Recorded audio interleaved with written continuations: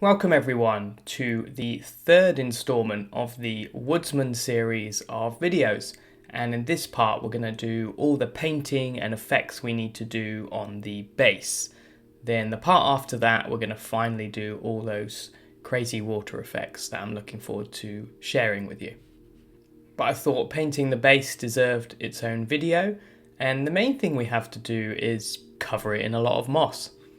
Moss is something I've never been 100% happy with in a project. If you saw some of my previous videos for the Wolf and the Hunter, you know that I experimented with moss products and I ended up not liking it, removing it all and doing a painted on moss effect, which is kind of the only way I've actually done moss in the past on some other projects. In the introduction to this series, I talked about the woods I kept travelling to and seeing, and they really inspired me to do this really mossy base. And one thing I observed, which maybe seems kind of obvious, is that if you get moss, it's everywhere. And I think this is where I had the problem before. I think I started putting on a few of the moss pads, and just a few of them just looks a bit strange, so I've decided, okay, let's try it again, but this time you have to go all in and pretty much cover the entire thing with these moss pads.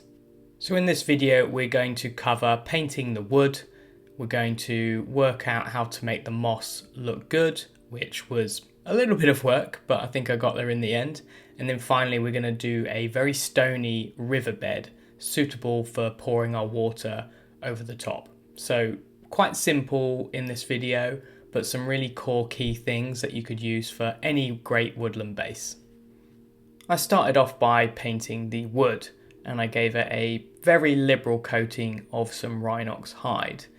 It's worth noting that I basically tried to paint this brown, tried to paint it green, but it ended up being grey, so just maybe make sure you get to the end and I'll tell you my kind of final conclusion with the wood. But yeah, it actually took me a few goes to get the colour I like. Wanted to get some green into the wood, otherwise I thought it would be too stark against the moss effect, so I added in a little bit of military green from Vallejo into my Rhinox hide and pretty diluted, just kind of splashed it all over the wood. I then added some more military green to the Rhinox hide, but I still left a little brown in there, so it wasn't a pure green. And quite heavily diluted, I started to sort of do a heavy wash or very light layer over certain areas of the wood. And this is actually in the past how I've achieved the kind of painted on moss effect, which I do like, but I thought it would be good to have a little bit of this, like I said, to gel with the moss I was going to put on with the product. I started to detail little bits of moss with the green, but I thought actually this is not a good decision. What I should do is get the moss effect done, because I might be wasting my time here. I should cover the areas I want in the moss, and there might not be much left to paint in the wood. So I had a nice foundation, like, a bit of green, a bit of paint on the wood, but I thought I need to get this moss effect done. Especially as, like I said, in the past, I haven't been happy with the effect, so just like wanting to get the backdrop out of the way, I thought, let's see what I can do with this moss. So I stuck some moss on. The product is by Mini Nature. It's not hard to get hold of, but it's not like in every hobby store, but I'll leave some links, and there's a couple shops in the UK that have it as well. It is self-adhesive, but it doesn't go round corners very well, so I tried painting on some diluted PVA glue to help stick it down, but the problem with this was it wouldn't, conform to the surface and stick to the PVA.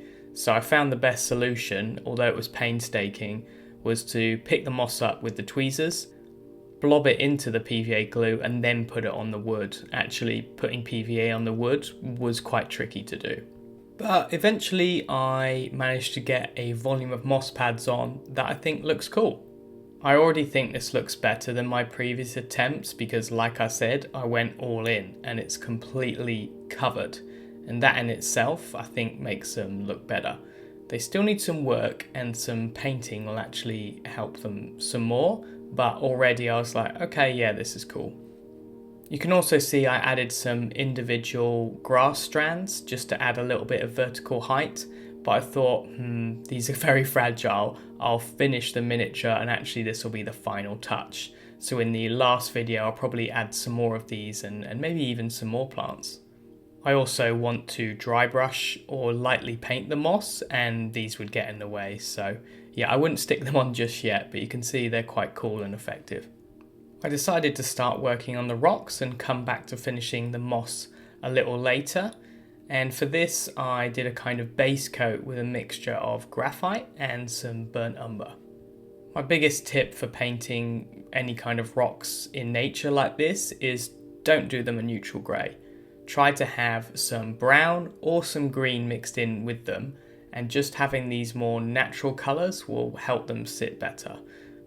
Green and brown are colours we always associate with nature, and if we just have those plain greys, it just doesn't look right. So adding any kind of brown and green just really helps to keep it in with your base, and it doesn't have to be a lot, but just taking it away from those plain greys is really helpful. I then added some deck tan into this mix, just a kind of neutral, boring colour. Rackar Flesh from GW would be nice. And on the round pebbles, I did a kind of stippling textured kind of thing. And on the other rocks, I tried to pick out the surfaces that face the light. So just make sure when you have those angle changes that you have some light in there and things like that. I continued to add the deck tan, and I did a little bit of dry brushing and extra highlighting. And actually in the end, I think I added too much deck tan in and they ended up too pale. So I ended up using some of the previous colours like the graphite and the brown and just glazing and knocking those back. But actually this ended up with quite a nice effect because it, softened everything, and I added a few extra colours with a little bit of green glazing and things like that. I think it's good to paint everything with the same colour and then just add some variation by adding little glazes and things like that. So you can sort of paint it with a brownish grey and there, like I said, add little touches of green here and there and just trying to make it feel as natural as you can. And that can be done with colour variation, the texture, and just getting the contrast right. I'm going back to the moss now. Sorry this is a little all over the place, but I'm just trying to show you how my actual process works. Sometimes you can do a tutorial and the steps are 1, 2, 3 done, but that's not actually how I paint. So I like to kind of go back and forth between different areas and just bring the project together as a whole. And I kind of wanted to get a little bit of the rock colour done just to compare it to the moss and see how it was working overall. The thing about the moss pads is they're very dark and quite glossy because they're obviously a kind of synthetic product and you can just really tell. So what I wanted to do was very carefully dry brush them, and this would do two things. One, it would add some light, which I really needed because I was going to paint my model with a heavy light source and that would affect the moss. So if I didn't have any light on the moss, it would kind of look weird. The other thing it helps do is pick out the details on the top and make them more matte. You have to dry brush them with diluted paint because if you do a traditional dry brush, it will pick up too much paint and go clumpy at the end.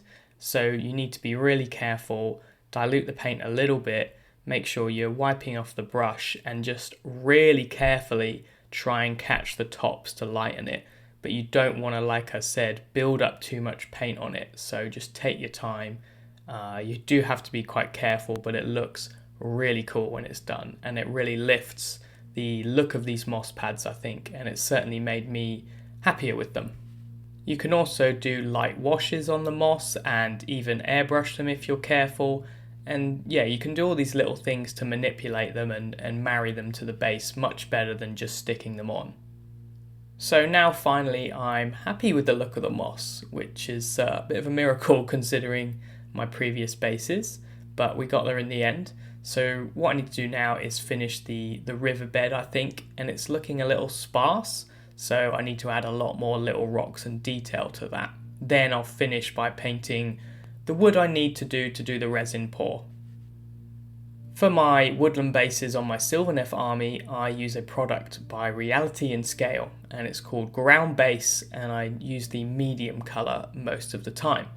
I actually used this in my previous Farseer tutorial, but in this base we're going to use it far more extensively. It's basically a mix of bark and little natural things, and there's also some little tiny stones, and I was kind of thinking to myself, why don't we just stick on stones on our models? And the reason is because it looks a bit weird when you just have something unpainted next to a painted model. But this was going to have water poured over the top, which would of course obscure it. So I thought maybe I can get away with just sticking on a load of nice little small stones, and the water would obscure it and it would just look really natural, but not weird, because obviously we wouldn't be able to tell if it was painted or not because it was kind of hidden under the water. So I glued a little bit of the ground-based product to the floor, which added a nice little bit of colour and variation, but then I started to pick out some of the individual stones that were in the pot. You of course definitely don't need to buy this product for it, but I had it right in front of me. But I would recommend, if you could get lots of little stones of varying colours, maybe from the beach or something, then you could do this really well. As I added more and more, I started to really like how this looked. You had a nice variation in colour and size, and of course it looked natural because, well, they're real rocks. But it really reminded me of those photos we see of riverbeds with all the little rocks in between. And I was quite happy because you couldn't really tell a massive difference between the painted ones and the real ones. You could tell, of course, but it wasn't crazy. I felt like they worked together. This made me quite excited to pour the water over the top because I felt like I'd created such a natural looking riverbed, and in the future I definitely think I would just stick a bunch of stones down because it takes ages to paint the stones, and of course you can paint them with loads of variety and that's possible, but it does take a while, and getting all these little slight changes in colour is quite a lot of work. Like I said, I wouldn't do this unless I was covering it in water effects. I'm going to show you a little clip of what it looks like with the water over the top, which is going to be in the next tutorial. The water definitely requires its own video, but like I said, it's cool to look at the final effect, and you can see while we're talking about it how good those stones look underneath the riverbed.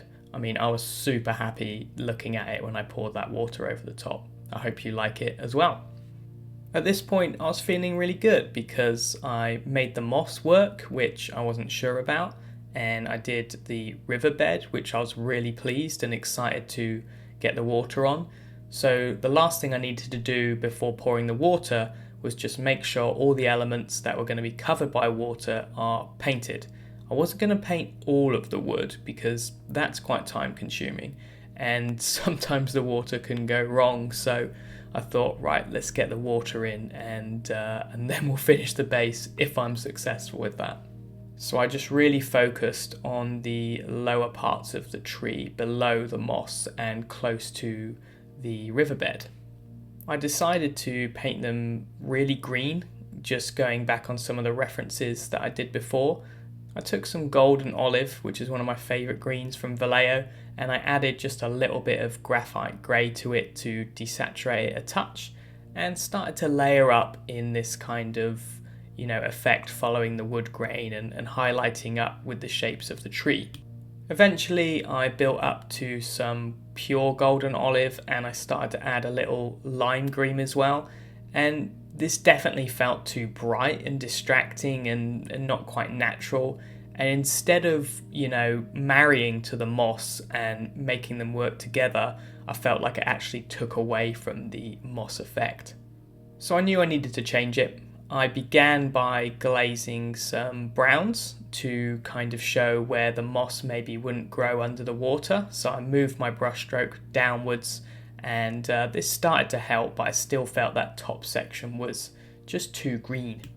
So I took some scale paints, some brown grey and rainy grey, two of my favourites. These are quite natural greys. Obviously they have brown in like the name, so it works really well for these elements. Like I said with the rocks, when you paint anything with grey, you want to have a little bit of brown, a little bit of green, and it helps make it feel more natural. So I started to layer over the top of my bright greens, and I painted some sort of lines like the wood grain, and having the green underneath but the colour of the tree brown or grey over the top started to feel more natural, and I actually preferred the contrast to the moss as opposed to keeping it all green. The final highlights were Rainy Grey from Scale 75, and I really liked how this looked. So you kind of can build up some greens underneath and then layer with some greys over the top, and I think that's an effect I'm happy with. And I'll definitely try that again for the upper parts of the base when I finish all the water. Finally, I take some Rhinox hide in the airbrush and I dilute it quite heavily, and I just spray from below to add a little bit of shading and make sure we keep to our directional light. So any parts of the trees that are facing down, I obviously want to be darker, and if it catches a little bit of the moss, then that's cool as well. I never thought I would be painting the trees grey. I always imagined them, they're going to be brown or green, maybe obvious choices. But the final effect, hopefully you agree, I think is really nice. So having those greens as an undertone, dark browns in the shadow, but then the lights with a kind of grey.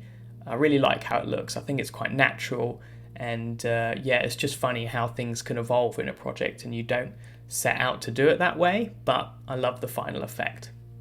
So that's actually it for now. There's still some final things to paint, which I think will be in the final video when I just finish off the base, but I just wanted to get to the point where I could pour the water and begin that. I'm quite confident with my water effects, but you never know, things can go wrong, so I could have finished the rest now, but I thought, let's get the water effects definitely done before I invest another, even just 3 or 4 hours to finish the wood. I'd rather have the water under my belt, I think. So it took me a while to get there, a bit of experimentation, but I hope you agree that I think the base is looking really cool at this point, quite natural. I guess there's 3 main teaching points from this. The first being, if you're going to use the moss, go for it, get it on there, and make sure you lightly paint it and look after it and give it some care, and that takes it up to the next level. The other thing is we can use real stones, and I definitely think that works if you're going to do water over the top. I think if you aren't doing that, they will look a bit weird because you can just tell you've stuck on a stone, and it looks strange next to a painted model. And then with the wood, it's nice to have all those undertones of greens and browns and lots of variation.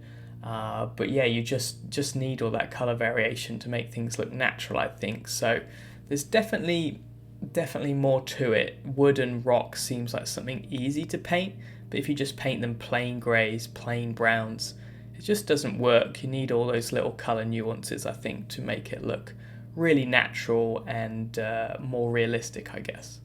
I hope you got some good takeaways from this video, and maybe you're excited to paint your own forest base. Hopefully it helps you paint a more natural one. It certainly seems very indulgent doing a 4-part tutorial on a base, but I hope you agree. I think the final effect is going to be pretty awesome, and I'm super excited by how it's coming up, and I think the end result, will be something special, definitely for me anyway.